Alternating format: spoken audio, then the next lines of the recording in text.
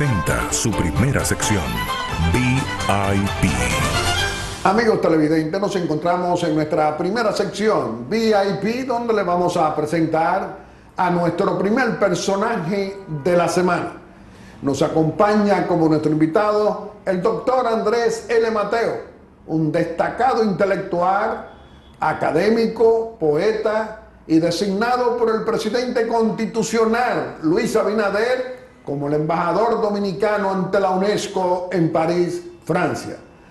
Doctor Andrés L. Mateo, nos sentimos muy contentos de tenerlo hoy aquí en Aeromundo y nos gustaría iniciar esta conversación ante la familia dominicana preguntándole el significado que tiene para usted este cambio de gobierno. Es decir, que hoy tenemos en el Palacio Nacional como presidente constitucional elegido en primera vuelta por la mayoría del pueblo a través del voto soberano a Luis Abinader. ¿Qué le significa eso?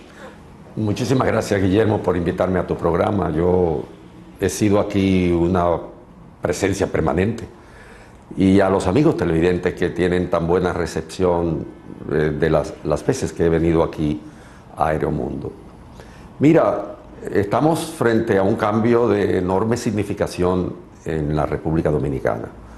La gente todavía no lo percibe, pero ante 16 años continuos de administración del aparato del Estado en términos personalistas, ante 16 años continuos de impunidad, ante 16 años continuos de administración secreta, en la que los ministros encarnan ellos mismos una propiedad del aparato del Estado, en la cual el dinero público se prodigaba casi sin ninguna piedad, porque el nivel de la irracionalidad del gasto en la República Dominicana no tiene comparación casi con ningún país de América Latina. Y nosotros lo hemos analizado, no solo a partir de las referencias que nos dan las bibliografías contemporáneas y las experiencias políticas. No hay un solo país de América donde el gasto público haya tenido una expresión de irracionalidad y de desparpajo e irresponsabilidad más grande que lo que hemos vivido en estos últimos 16 años. El cambio es, por lo tanto, enorme y la gente lo va a sentir en sus propias vidas. El presidente Luis Abinader tiene por delante la obligatoriedad de darle cumplimiento a sus palabras y a sus compromisos con la ciudadanía. El sentido del voto no ha sido estudiado todavía en los términos en que la sociología contemporánea podría expresarlo. ¿Qué significado esencial tiene ese voto, Guillermo, para responder tu pregunta? La realidad del cambio. O sea, el pueblo vio, a pesar del clientelismo, a pesar de la enorme cantidad de dinero que se repartió, a pesar del intento de burlar la voluntad popular, a pesar de las visitas sorpresas, de la pandemia, a pesar de todo lo que como tragedia está en el telón de fondo de lo que estamos viviendo, el pueblo votó con un sentido de la historia. Y eso significa que vamos a cambiar, que tenemos que cambiar. Mira, yo he escrito varios artículos en mi columna sobre la necesidad de aspirar por lo menos a un gobierno decente. En la República Dominicana un gobierno decente supone una enorme cantidad de racionalización del gasto, una enorme cantidad de bienes públicos al servicio de la ciudadanía, supone una enorme cantidad de dinero público que queda en la pezuña de la corrupción. Un gobierno decente es muchas cosas positivas para el país, para el pueblo dominicano. Y quizás en los estratos de mayor aspiración en lo que respecta a la penetración del cambio en este país, se aspira a un gobierno decente como mínimo. Yo creo que Luis Abinader puede encarnarlo, un gobierno decente, un gobierno en el que la impunidad no prime como política de Estado. Él ha comenzado en estos días, 10, 12 días de administración, 15 días, diciendo no más culto a la personalidad, no más corrupción pública ni privada. ¿Y usted qué espera? Bueno, yo espero que se cumpla porque en la República Dominicana, desde el punto de vista histórico, se ha gobernado siempre con lo que se llama la concepción patrimonial del Estado. Vale decir, un presidente se cree dueño del presupuesto y lo maneja a su antojo. Un ministro es un pequeño zar que gobierna toda la estructura presupuestaria de su área y se apropia de cantidades de dinero significativas que pueden formar parte de la felicidad ciudadana.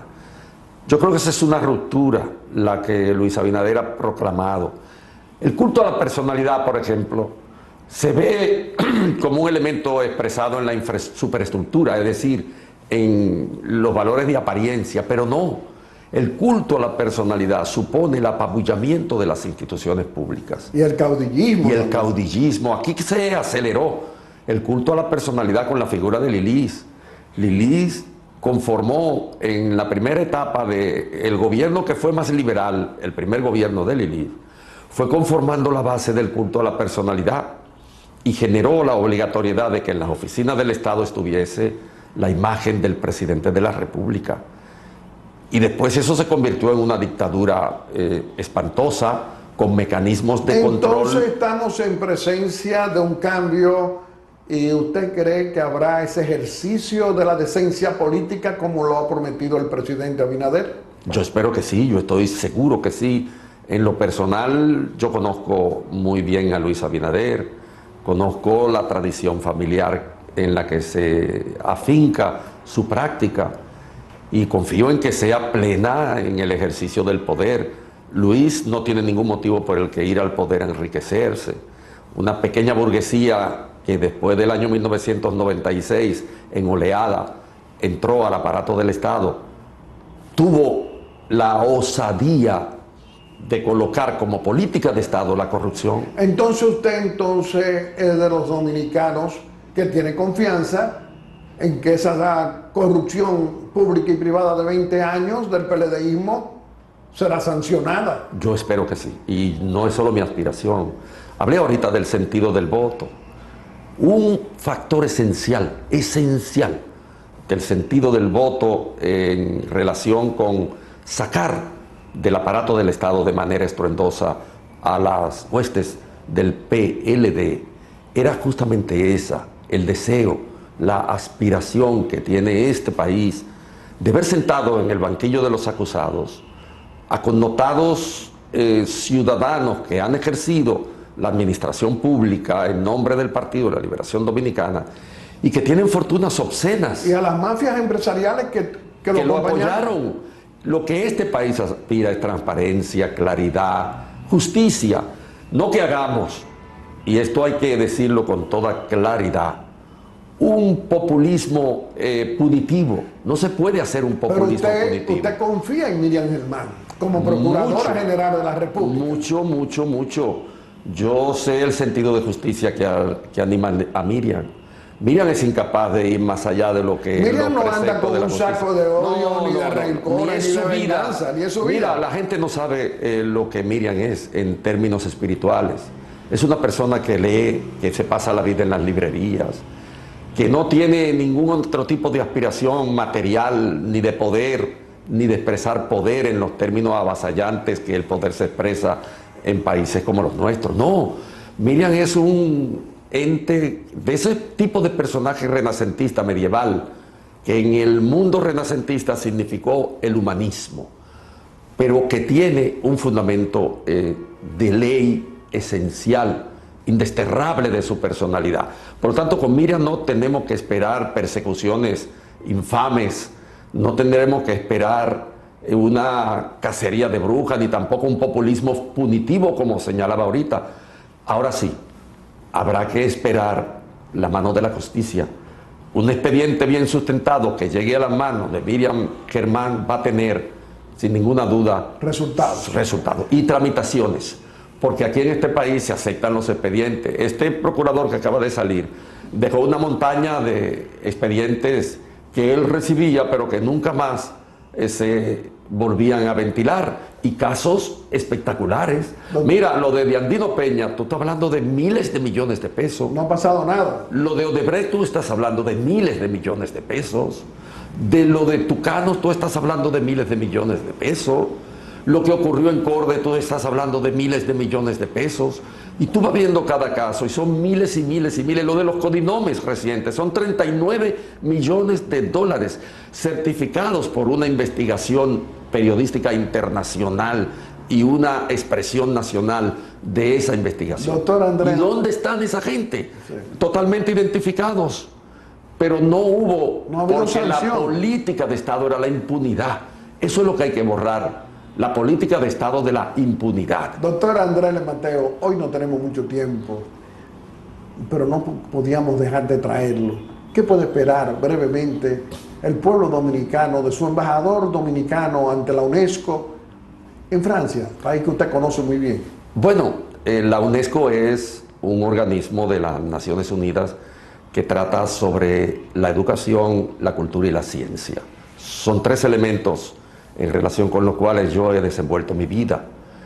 Yo creo que hay muchas actividades y proyectos aprovechables en beneficios del país para la República Dominicana. Están los programas, los proyectos nuestros propios, el proyecto de la Isabela, poner en un estado de valoración las instalaciones de la Isabela, porque como se sabe fue el primer asentamiento europeo que hubo en el mundo americano, como se sabe fue la primera ciudad del mundo americano, la primera ciudad donde se habló por primera vez un idioma europeo en estas tierras, y tiene un valor histórico trascendente, un proyecto que hay que impulsar. Hay que impulsar un proyecto de educación en ciencia desde la escuela primaria. Hay un viejo proyecto que cuando yo estuve en la Academia de Ciencias, junto con otros directivos de la Academia de Ciencias, el doctor Nelson Moreno Ceballos, que murió, se estimuló un proyecto que auspició un país europeo en la mitad de los fondos para que se comience a hacer ciencia en la educación primaria, como se hace en otros países. La UNESCO lo apoyó, lo va a apoyar. Nosotros tenemos la misión de empujar este proyecto en el marco de la UNESCO. Tenemos también los aspectos de valoración en lo que supone las estrategias de desarrollo del impacto de la cultura. La gente ve la cultura como cosas abstractas solamente, pero también la cultura es una empresa. El cine, por ejemplo, es el nivel empresarial de la expresión artística. Las producciones discográficas, que hoy día tienen otro tipo de expresión y de sustentación tecnológica. El arte, la cultura producen dinero, son dinero. Hay países donde el porciento tan considerable que tiene el Producto Interno Bruto, el peso de la cultura en estos países, es del 23 y el 24% del Producto Interno Bruto, como Francia, como Inglaterra, como Italia, que son países museos. Esos países lo que venden es cultura. Y el 22% en Francia, por ejemplo, del Producto Interno Bruto es cultura. Es venta de cultura. Nosotros pensamos trabajar en la UNESCO empinados sobre unos 8 o 9 proyectos propios y apoyando los proyectos que emanen de la propia institución de las Naciones Unidas, que es la UNESCO. Quiero decir algo importante. Tenemos una oportunidad de oro porque la República Dominicana ahora es miembro del Consejo Directivo de UNESCO. De modo que yo iré al Consejo Directivo de UNESCO también, y desde ahí se podrán impulsar proyectos para beneficio de la República Dominicana, que es mi misión. Doctor Andrés Mateo, le deseamos mucha suerte. Sabemos que vamos a tener un representante competente que va a defender y va a buscar proyectos para ayudar y contribuir al fortalecimiento educacional de la República Dominicana. Le deseamos muy buena suerte y lamento no haber tenido mucho tiempo para que usted pudiera desarrollar todos esos planes que tiene. Buen viaje. Amigos televidentes, le hemos presentado a nuestro primer personaje de la semana, mi amigo el doctor Andrés L. Mateo, embajador dominicano ante la UNESCO en París. Y dentro de un momento le vamos a presentar a nuestro segundo personaje de la semana, que lo será el licenciado Alfredo Pacheco, presidente de la Cámara de Diputados.